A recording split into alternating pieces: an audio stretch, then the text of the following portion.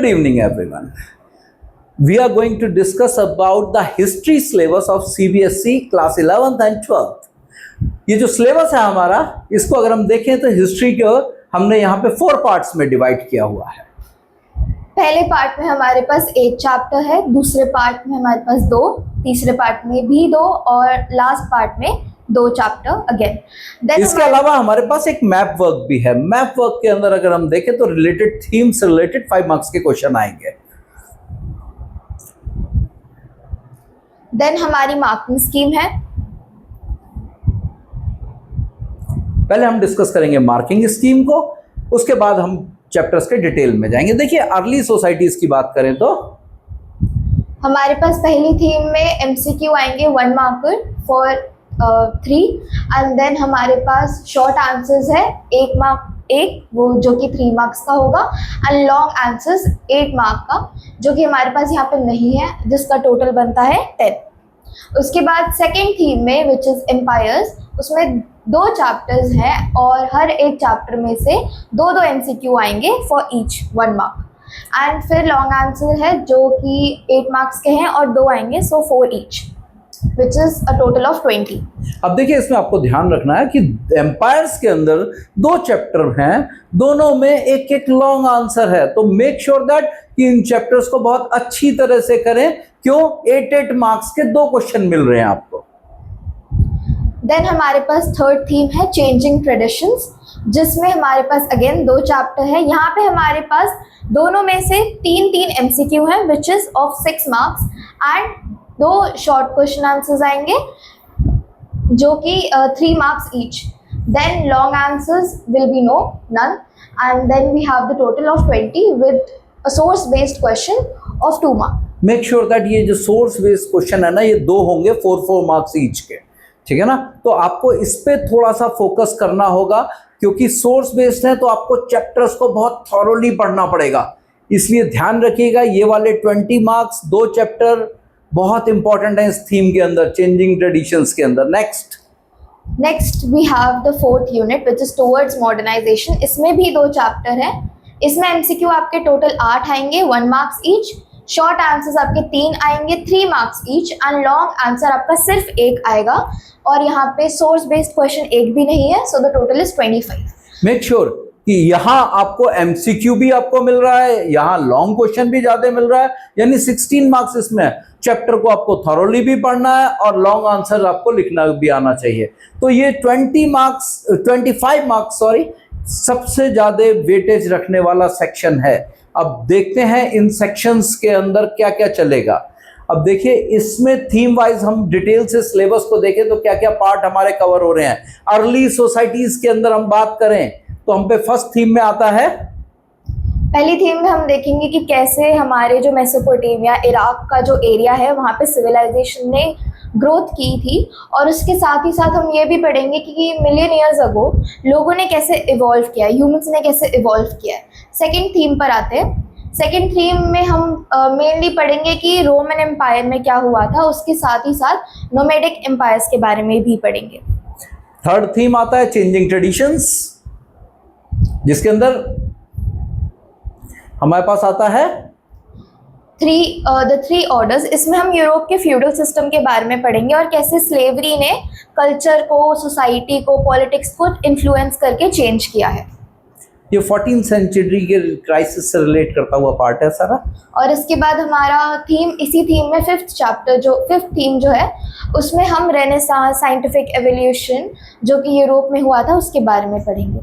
उसके बाद हमारा 4th थीम आता है जो कि बहुत इंपॉर्टेंट, 25 मार्क्स का भी हमने आपको बताया, जिसमें हम बात करते हैं टुवर्ड्स मॉडर्नाइजेशन।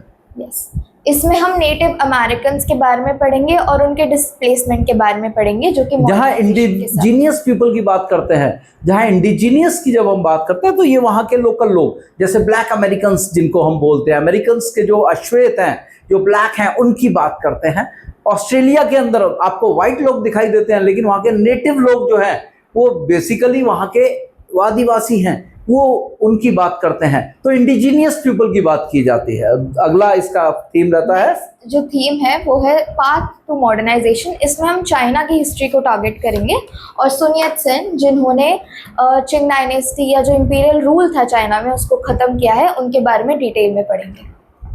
तो 11th क्लास के अंदर आपका इंटरनल प्रोजेक्ट भी रहता है, कोई 20 मार्क्स का प्रोजेक्ट रहता है। इसके बाद हम बात करें तो प्रोजेक्ट आपका इंटरनल है और 11th में तो इंटरनल रहता है, लेकिन जब हम यही प्रोजेक्ट 12th में ले जाते हैं तो आपके पास एक्सटर्नल आते हैं साथ में इंटरनल के।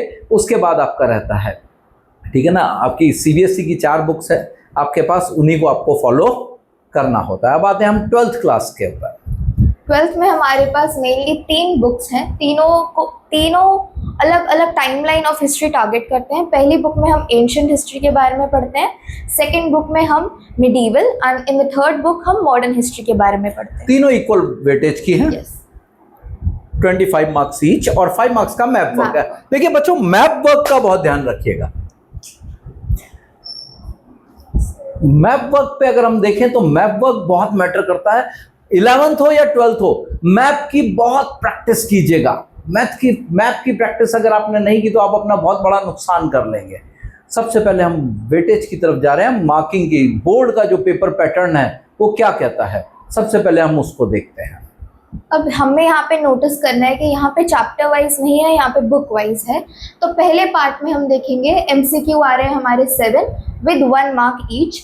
देन हमारे नंबर ऑफ क्वेश्चन जो कि शॉर्ट आंसर के हैं वो है 2 फॉर 3 मार्क ईच।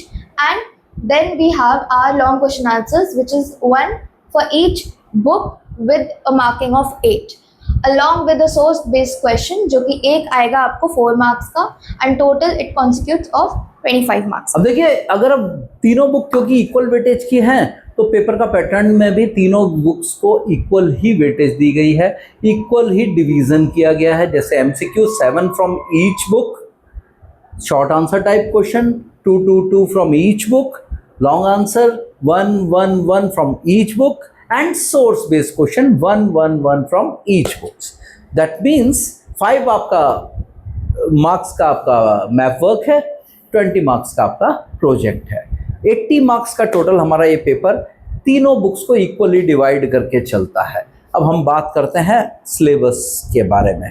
अब जो हम पे सिलेबस यहाँ पे अवेलेबल है, बड़ा इन डेप्थ सिलेबस है, बड़ा डिटेल्ड सिलेबस हमारे पास 12th क्लास का है। अगर हम यहाँ देखें तो शुरुआत हमारी होती है themes of Indian history part 1 से, जिसमें हम फर्स्ट चैप्टर पढ़ेंगे जो कि हमारी एंशिएंट सोसाइटी के बारे में है, हड़प्पन सिविलाइजेशन के बारे में है।